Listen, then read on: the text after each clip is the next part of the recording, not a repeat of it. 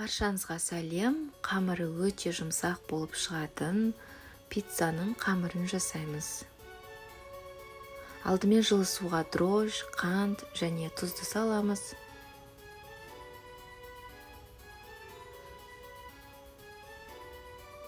Үстіне електен өткізілген ұнды саламыз.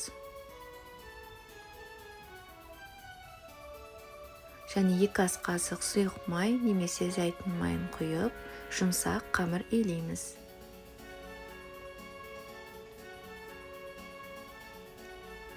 Қамыр осындай жұмсақ, қолға жабыспайтын болып шығады. Кейін үстіне зәйтүн майын құйып, 1-1,5 сағатқа жылы жерге көтерілгенше қалдырамыз.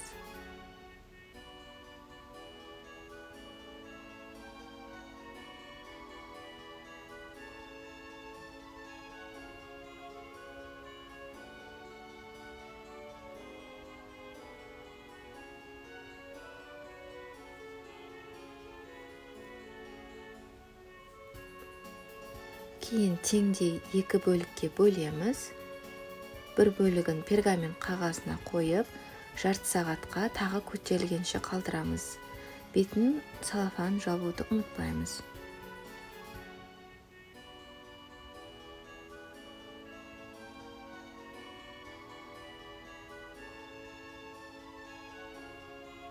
Кейін қолдың көмегімен немесе оқтаумен осылай жайып шығамыз. Шеттеріне бортик жасаймыз.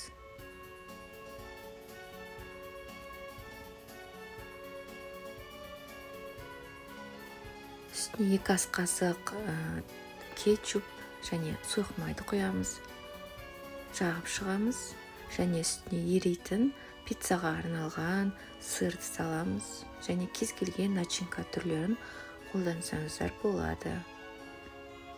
230 градус қызып тұрған пеште 10 минуттай пісіріп аламыз.